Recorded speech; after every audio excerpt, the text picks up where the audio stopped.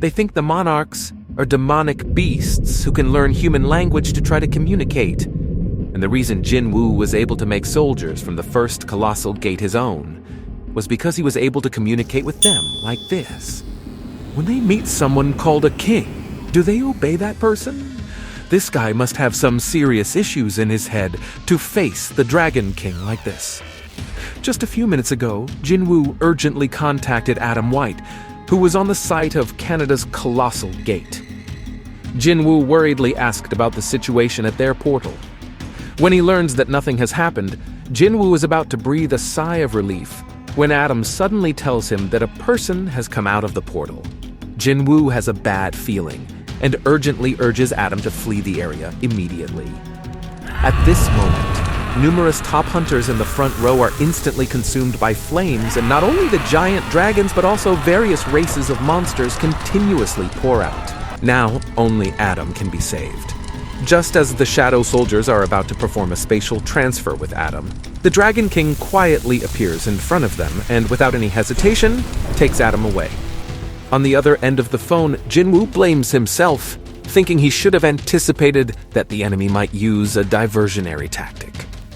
Even if he rushes there now, it's too late, as everyone has received the news of the hunters' complete annihilation. The Dragon King, however, is very satisfied with his work, as the screaming sounds and the sound of destruction of creatures are like wonderful music to him. Along with the other monarchs, they cruelly destroy everything won their way, and their atrocities are seen as a great mission in their eyes. Jin-Woo quickly locates the Hunter Bureau Director in America through the Shadow Soldiers. The director is drowning his sorrows in alcohol, feeling powerless in the face of disaster. Jin-Woo's goal for this trip is to obtain the rune stone left behind by the giant dragon. With powerful skills like those of runestone, perhaps the chances of winning the war can be increased. Additionally, Jin-Woo has another request to meet with the psychic, Madame Selner. Seeing Jin-Woo anxiously arriving, Madame Selner instinctively senses that he is different from before. Jin-Woo has come to ask Madame Selner to look into his future. After much deliberation, Madame Selner agrees for the sake of the world's survival. After a long time, she holds Jin-Woo's wrist tightly with tears in her eyes. Do you really want to bear all of this alone? Seeing Jin-Woo's smile, Madame Selner can't accept it. How can such a heavy burden be placed on one person? However, Jin-Woo seems satisfied. At least there's a chance in the future to sacrifice oneself to save everything, even if no one can remember who you are, even if it's a lonely battle. Ignoring Madame Selner's advice, Jin-Woo solemnly bids her farewell. Returning to the city he loves, he watches the afterglow of the setting sun in the distance and takes out his phone to make a call. It seems to be a call to an old friend he hasn't seen for a long time. On the other end is actually Cha Hae-in, a hunter. Due to their busy schedules and battles, the two haven't seen each other for a long time. Before hanging up, Cha Hae-in gently stops Jin-Woo to make him promise her that he must come back to see her. Hearing Jin-Woo's affirmative reply, Cha Hae-in tightly grips the phone in her hand. At Choi Jong-in's reminder, everyone prepares to head to the battlefield. Not only the hunters from Korea, but also the Hunter Alliance from various countries around the world join together to face the upcoming apocalypse. The scene returns to the Destruction Monarch's side, looking at the spoils of war scattered around. He suddenly activates his domain, and the terrifying magic power quickly covers every corner of the world. He easily locates Jin-Woo and reports his achievements on the battlefield, asking when Jin-Woo plans to stop hiding. Jin-Woo responds without hesitation, telling him that they will meet soon. At this moment, the Destruction Monarch stands atop a high-rise building, lost in thought. Since the day Jin-Woo declared war, he has maintained his silence. Just what is Jin-Woo trying to do? A missile flies straight into his face, interrupting the Destruction Monarch's thought. However, he hasn't moved an inch despite the missile barrage from Canada's military. When the military thinks the target has been killed, a sudden explosion occurs. A gigantic eye appears outside the cockpit window, and amidst the endless smoke, the Destruction Monarch launches a terrifying magical attack with the power of a nuclear bomb. The scene shifts to Jin-Woo, who sits quietly on the throne in his palace, pondering something. He looks up at the word "my liege" engraved on the wall by Baru and smiles. At this moment, Baru senses Jin-Woo's thoughts, but is interrupted before he can speak. Even Belian and Igris appear, intending to stop Jin-Woo from fighting alone. Although it is dangerous, Jin-Woo has to go into this battle. He asks Belian what the previous monarch would do in this situation. Remembering the Shadow Monarch he had served for a long time, the Shadow Monarch would not have let anything stop him from doing what he needed to do. When Belian looks up at Jin-Woo, who is smiling in the face of everything, he can't help but see the image of the previous Shadow Monarch, Ashbourne. He finally understands why Ashbourne left all his power to Jin-Woo. With that, the entire Shadow Army's 3 commanders pledge their loyalty and follow the Shadow Monarch to conquer the battlefield. As they prepare to leave, Belian asks Jin-Woo if he wants to contact his family. Thinking of his loved ones, Jin-Woo worries that hearing their voices might make him falter. As he grips his phone into pieces, the Shadow Army heads to the battlefield. At this time, the powerful Air Force unit sent by Canada has been completely defeated. A surviving soldier observing the situation from afar suddenly notices an unknown liquid on his shoulder. Looking back, he sees a hideously ugly giant insect demon. He desperately resists with his rifle. But how can ordinary firearms hurt magical beasts? With his ammunition depleted, the soldier helplessly puts down his rifle and stands still, waiting for death to come. When the soldier opens his eyes, he sees the magical beast split in half and sent to its demise. Standing atop the corpse is Jin-Woo. He looks back at the soldier and advises him to leave the battlefield, reassuring him that he'll take care of everything. Facing a group of magical beasts, Jin-Woo effortlessly uses the ruler's authority to restrict their movements, followed by a swift, horizontal slash, instantly dispatching the unfortunate creatures. The war begins here, and Jin-Woo plans to resolve it at this very spot. At his command, the fallen magical beasts are reanimated, and the strength of the Shadow Army begins to expand, bringing destruction. The Destruction Monarch senses Jin-Woo's presence at the edge of the battlefield, and the other 2 monarchs discover that there are no Shadow Army inside his shadows. However, why would the Shadow Monarch, who has always led an army of the undead, enter the battlefield alone? This inevitably leaves the Dragon Monarch deep in thought. Meanwhile, Jin-Woo continues his systematic extermination from the outside in, with newly created shadow soldiers joining the ranks, seemingly ready to devour everything in their path. Jin-Woo becomes even more unstoppable in battle, sweeping through the battlefield. How could these foolish mixed armies harm the Shadow Monarch? Jin-Woo decides to take one of the giant's legs first. The poor giant loses its balance immediately, and the Shadow Dragon attacks, sending it back home. At this moment, the Dragon Army advances towards Jin-Woo, who can't feel the presence of the Destruction Monarch. Since he won't come willingly, Jin-Woo gives him a reason to come. Arise. At his command, the recently defeated giant is successfully absorbed into the Shadow Army. These flying dragons seem like chirping sparrows before him. Suddenly, a massive pillar of fire engulfs the giant soldiers, and the leader of that dragon clan appears, scoffing at the idea of the puppets made of mana daring to challenge the Dragon Monarch. Jin-Woo and Kaisel have already flown above the leader's head. Jin-Woo leaps down and beheads the unfortunate creature before it can even react. Meanwhile, the Destruction Monarch, in the center of the battlefield, senses the complete disappearance of his army commander's presence. Unable to hold back, he orders the monarchs to act, vowing not to let Jin-Woo get away with defeating his proudest subordinate. The scene shifts to the human army, bravely resisting the monster invasion. As ordinary people, their courage to face battle is commendable. However, they are up against powerful monsters. Just as a monster charges towards a soldier, a massive fist emerges from behind him, sending the monster back to its ranks. It turns out to be the national-level hunter, Thomas Andre. The next challenge is one of the monarchs, the Iron Body Monarch. Coldly, he tells Thomas, "Someone like you will be eliminated in an instant. Do you still want to stand in my way?" Little does he know that Thomas's shadow hides a large group of shadow soldiers, led by the top team under Commander Bellion. Faced with such a situation, the Iron Body Monarch becomes slightly panicked. If it were just humans, it would be nothing. But the enemy also has the commander's assistant, who has been following the previous Shadow Monarch. He must quickly inform the Dragon Emperor, but he discovers that his connection with the Emperor is blocked.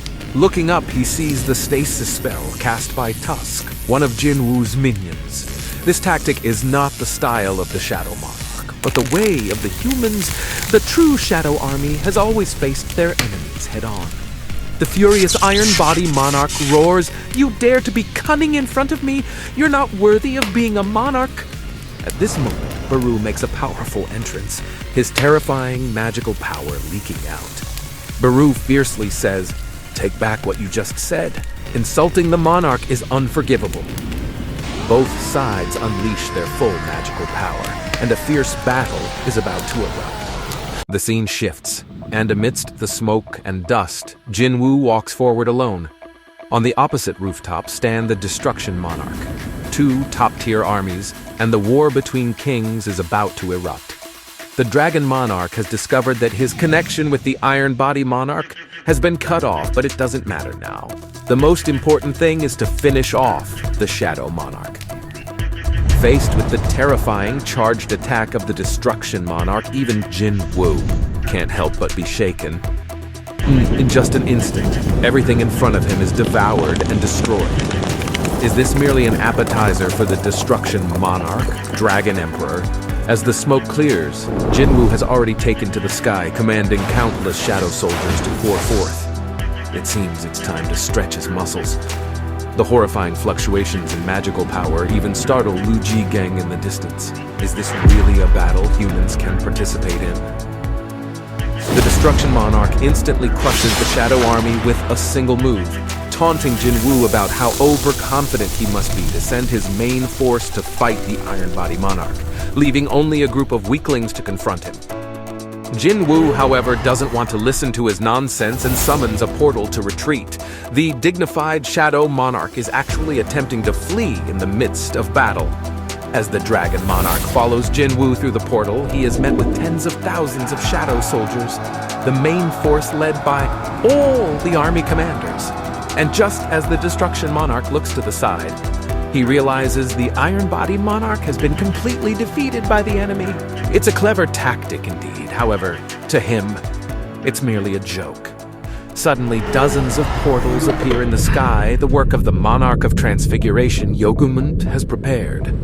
The Destruction Monarch arrogantly tells Jin-Woo that through these new portals, he can summon the Dragon Army at will, thus foiling Jin-Woo's plan. It's Jin-Woo's own miscalculation that has led to this. But is that really the case? Jin-Woo smiles slightly, and then he cancels the summons of all the shadow soldiers. The Destruction Monarch thinks Jin-Woo is preparing to surrender and give up the fight. At this moment, the entire dragon army arrives, and as countless dragon soldiers fill the sky, Jin-Woo closes his eyes and begins to undergo a transformation. The moment he opens his eyes, the Destruction Monarch senses that something is wrong.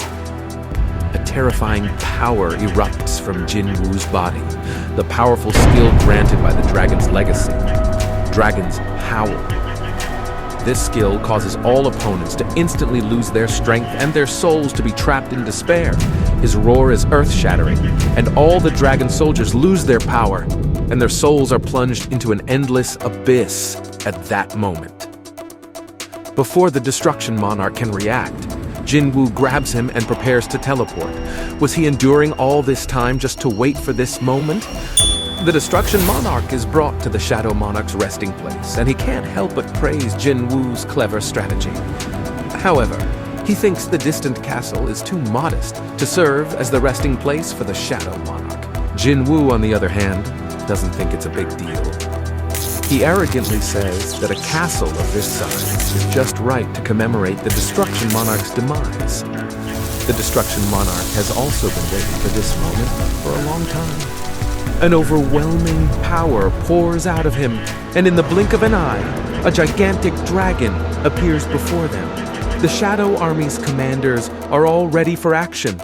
The Destruction Monarch transforms into a giant dragon and is about to attack Jin-Woo with a breath of fire when Bellion firmly locks the dragon's mouth with his blade. Next, the giant soldiers ambush the dragon, pressing down on its front half while Tusk strengthens the surrounding magic to restrain it. At this moment, Baru and Greed leap into the air, launching a powerful attack towards the dragon's head. Igris wields his long sword and summons lightning to attack the Destruction Monarch. Everyone thinks that the Destruction Monarch will be seriously injured under such a siege, but he suddenly stands up, releasing a terrifying roar that suppresses the entire Shadow Army. Then, the Destruction Monarch unleashes a powerful attack, devouring everything in front of him in an instant. Is this the true power of the dragon? Is this the embodiment of destruction? The king of the dragons who exists for war? Even the chief in command struggles under the Dragon Monarch's might. But how can they back down for the sake of Earth's future? Jin-Woo fights more fiercely while the Destruction Monarch swings his claws wildly. Jin-Woo, who has just leaped into the air with Kaisel, is tightly locked by the dragon's gaze. Under his evasive maneuvers, Jin-Woo wields his dagger and strikes furiously from above, but fails to cause any damage to the Destruction Monarch, only angering him more. Another powerful dragon attack comes, and Kaisel senses danger, wrapping his tail around Jin-Woo and throwing him away. Just as Jin-Woo lands, Kaisel is devoured by the Destruction Monarch. The Destruction Monarch thinks Jin-Woo is defeated, but is surrounded by 3 giant dragon soldiers, with one biting his neck fiercely. The other 2 shoot flames from the side, but even the ancient dragon's flames cannot break through the sturdy armor of the Destruction Monarch. Jin-Woo becomes increasingly anxious as he has never encountered an enemy with such attack and defense power. None of the powerful enemies he faced before can compare. However, it is this desire for power that quietly awakens the dark power deep within Jin-Woo. He envelops himself in dark armor, making the world seem insignificant before the darkness. At this point, the Destruction Monarch easily breaks free from the siege of the 3 dragons. The powerful dark power bursting from Jin-Woo leaves him dumbfounded. He cannot believe what is happening before his eyes. How can a mere human possibly undergo such a transformation? Even his dark body has become incredibly huge. Has he brought the power of death to the surface? Jin-Woo looks at his transformed body. Is this the true power of the Shadow Monarch that Ashbourne left for him? Endless power is continuously surging from this massive body. Seeing Jin-Woo, who has completed his transformation, even the seemingly invincible Destruction Monarch instinctively senses the arrival of danger. The dragon's powerful attack is effortlessly dissolved by the dark power unleashed from Jin-Woo's single hand. On one side is the world-dominating Destruction Monarch, and on the other is Jin-Woo, who has just grasped the power of the Shadow Monarch. Everything around them goes silent as an intense battle erupts. Facing a life-or-death situation, Jin-Woo harnesses the power of the shadows to gain immense strength. Even confronting the Destruction Monarch head-on, Jin-Woo easily deflects his claw strikes. Although Jin-Woo lands a powerful blow on the Destruction Monarch's face, the latter's momentum doesn't wane. The dragon retaliates by biting Jin-Woo's waist and throwing him with all his strength. Jin-Woo, caught off guard, crashes into the castle that Baru painstakingly built for him. Before Jin-Woo can catch his breath, a terrifying dragon attack is upon him. The already ruined castle is now completely destroyed, and Jin-Woo, in his spirit form, loses an arm. Annoyed, he thinks, "You destroyed my castle and my arm! I have to teach you a lesson!" Jin-Woo strikes the dragon with a powerful blow, intending to cut off the dragon's waist to avenge his castle. However, the tough dragon retaliates with a tail swipe, sending Jin-Woo flying back. The Destruction Monarch then takes to the sky and unleashes a barrage of powerful attacks. A black sword, suddenly emerges from the smoke on the ground, shattering the dragon's wings. As the camera zooms out, the two top-tier monarchs' attacks collide, creating a terrifying shockwave that sends dust flying everywhere. At this point, Jin-Woo's spiritual form is severely damaged. He reverts to his human form and lands on the ground. In the distance, the Destruction Monarch also resumes his human form, glaring menacingly at Jin-Woo. Deciding that they are evenly matched in their spiritual forms, they agree to continue the battle in their human forms. Both sides adjust their stances and charge, engaging in fierce combat. During the fight, the Destruction Monarch becomes more and more ferocious, excitedly pushing Jin-Woo to his limits. He arrogantly tells Jin-Woo that everything he protects will soon vanish. This land will be filled with the sounds of despair and wailing for a long time.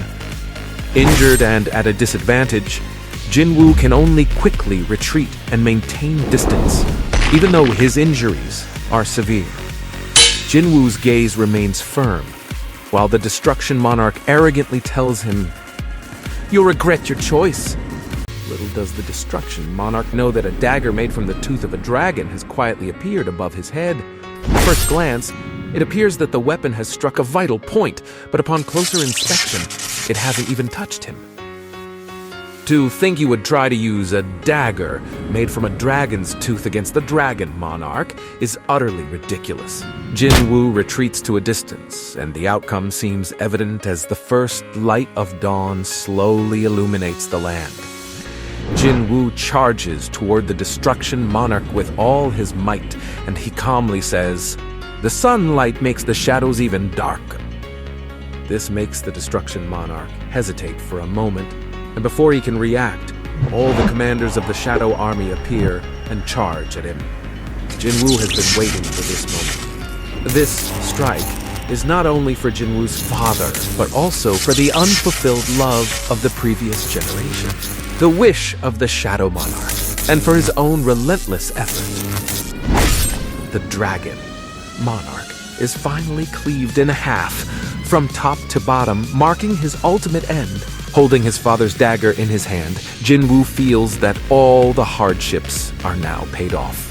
The Destruction Monarch suffers a fatal blow from Jin-Woo, never imagining that he would meet such an end.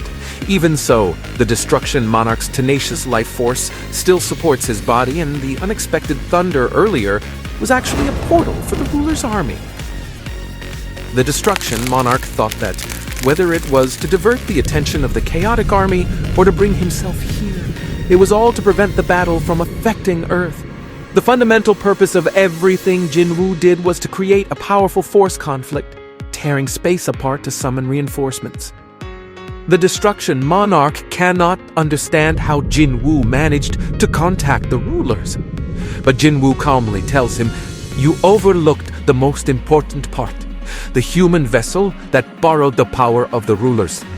Seeing the densely packed ruler army in the sky, the Destruction Monarch feels utterly defeated, realizing that he, who had been closely watching the battle, was the one truly beaten. Jin-Woo cleverly chose a method where even if he lost, he could still win the battle. At this moment, Jin-Woo asks the Destruction Monarch if he was the one who manipulated the White Flame Monarch and the Beast Monarch to launch a sneak attack on the Shadow Monarch. Recalling the scene where Ashbourne dealt with the traitors, Jin-Woo smiles and says, "Ashbourne asked me to convey his greetings to you." Despite suffering a fatal blow, the Dragon Monarch, driven by anger, charges at Jin-Woo with his long sword. But everything is too late. Under the siege of the ruler soldiers, the Dragon Monarch is utterly defeated. In his final moments, the Destruction Monarch looks up at the rulers in the sky and, although he knew the outcome from the start, uses his last ounce of strength to tell Jin-Woo that he will wait for him in the eternal rest where they will settle their score. Watching the fading Destruction Monarch, Jin-Woo smiles faintly and says, "Don't worry, we'll meet again soon." At this point, the ruler leader expresses his heartfelt gratitude to Jin-Woo for preventing a tragedy. Jin-Woo asks for a favor from the rulers, who gladly agree since he deserves the greatest credit. Jin-Woo slowly raises his head and calmly asks the rulers, "Can the cup of reincarnation be used again?" Upon hearing this, the rulers fall into deep thought. Do you want us to use the cup of reincarnation to reverse time? But even if we reverse time, the consciousness of the higher beings will be preserved. In other words, the vanished monarchs will live again with their memories intact. Jin-Woo says that he will resolve everything within the time rift, so he hopes they can reverse time to the starting point. Looking at the weapon left by his father on the ground, Jin-Woo has lost too much and wants to regain everything from the beginning. Even if he has to face the enemy alone, even if he is never remembered by anyone, he still holds on to his ideas. For his beloved family, for the comrades who fought alongside him, and for everyone he cares about. He wants to solve everything by himself. Even the rulers never imagined that Jin-Woo would try to save the world through his own efforts. This will to shoulder everything alone is very similar to the former Shadow Monarch, Ashborn. Before the spell is cast, Jin-Woo, with a hint of sadness, asks if the shadow soldiers he has collected will disappear. The rulers tell him that those who overlap with their past selves will vanish, while those who don't will remain. With that settled, it's time to reverse time. The ruler leader summons the cup of reincarnation imbued with the power of the absolute being. The golden light of the cup of reincarnation slowly illuminates the earth with dazzling radiance bursting from one corner of the planet. Jin-Ho, busy dealing with the crisis, his mother and sister watching the city by the window, as well as all his companions fighting against the monster army. Under the golden light, they are all memories that only Jin-Woo can remember. At this moment, as the light gradually fades, everything seems to return to calm. The scene changes to a void world, where Baru and Bellion are continuously dealing with the monster situation. Without battle, it's difficult to endure in this silent world. Jin-Woo has spent a long 27 years in the dimensional rift. To eradicate future threats, he won his fight against the monarchs and killed the monarch of the Transfiguration, who was at the core of everything. No new portal will be set up on Earth. The corpses of the monster army piled up like mountains, and only the Destruction Monarch and his dragon army remain. Although the flow of time in the dimensional rift is different from that on Earth, only 2 years have already passed on Earth. Jin-Woo wonders if his parents and sister are doing well. At this moment, Bellion reports the battle situation. All enemies have been cleared, and the only thing left is to incorporate them into the Shadow Army. At Jin-Woo's command, thousands of monster shadows are extracted and absorbed.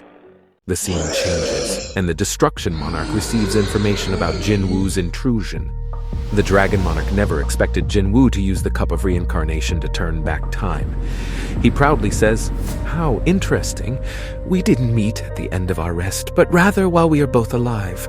Now that it has come to this, one of us must fall into eternal rest. It's been a long time." Jin-Woo, the second-generation Shadow Monarch, asks, disdainfully, "Do you have anything else to say?" As the Dragon Army continues to gather around them, the long-standing wishes of the two top monarchs will come to an end at this moment. The long 27 years have passed, and all the persistence will realize its due value.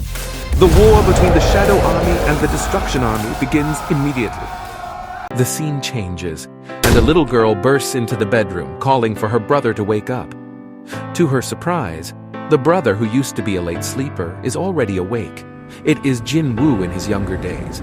His mother is busy cooking, his mischievous sister, Jin-Ah, and the father he has been longing for. Everything is as beautiful as it once was. Having experienced the trials of battle, such a scene brings tears to Jin-Woo's eyes, as if everything was just a nightmare. With this return, Jin-Woo will do everything in his power to protect his beloved family. From this moment on, he will rewrite the future that is to come. Even if it's just a fleeting moment, he decides to enjoy the good times as a reward for himself. He knows for sure at this moment, the monarchs beyond those skies are preparing humongous gates to attack humans right now. If this time that he is enjoying wouldn't cause harm to anyone, then how nice it would be to stay for another day. Moments later, his mother is busily cleaning the room, and a note on her son's desk catches her attention. It only leaves one sentence: "I will come back after I finish what I need to do." In the real world, 2 years have passed, and the words of a certain fortune teller have plunged the entire United States into panic. Soon, the Grim Reaper, who is about to bring doom, will descend upon this land. If it were an ordinary time, this prophecy wouldn't cause a stir. However, the one who spoke this prophecy is Madame Selnay, making it a major concern. Since she opened her third eye and predicted various disasters and major terrorist incidents 2 years ago, she has naturally become the center of attention.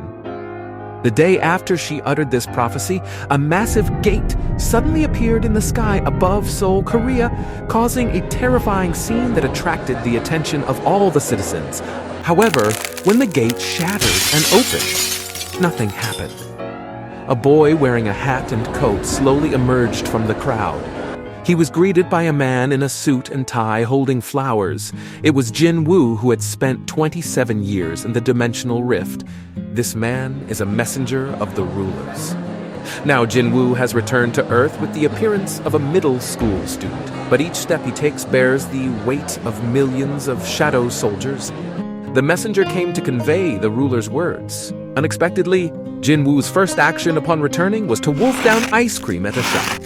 At this time, Jin-Woo directly rejects the ruler's pleasantries and gets to the point. The messenger, without fuss, tells Jin-Woo that the immense power within him is now too much for Earth to bear, and the rulers hope that Jin-Woo can move to a world that can withstand his power. Jin-Woo, however, casually replies that it would be less troublesome to simply seal his powers. Just as the messenger agrees that this method is feasible, Jin-Woo's aura suddenly changes. So, you're saying I have no more use and plan to get rid of me? Seeing this, the messenger hurriedly pulls out a phone to explain. Before Jin-Woo returned to Earth, Madame Selner had predicted the arrival of the Grim Reaper, meaning that Jin-Woo's return would bring a force that would cause a great catastrophe. However, Jin-Woo, who has been through many long years, doesn't want to consider this for now and politely declines the messenger's offer.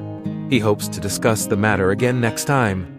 As people come and go by the window, Jin-Woo falls into deep thought. If all lives have a purpose for their existence, one thing is certain. As the Shadow Monarch, he has fulfilled his mission and prevented Earth's destruction. As everything returns to peace, he feels like he has been consumed like fuel, losing his value. Has he truly become a worthless existence here? Suddenly, a girl passing by the window catches Jin-Woo's attention. The feeling is so familiar. What's going on? When he runs out of the shop and sees the familiar figure, he finds the answer he's been searching for. If there must be a reason for him to stay here, it's because this place has a familiar environment, people he cares about, people he loves, those who once loved him, and everyone he has known for so long.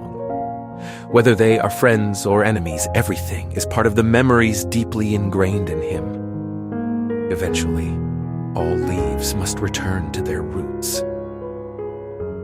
So he has enough reasons to stay here. Even if there's no reason, he is determined to find other reasons why he must remain.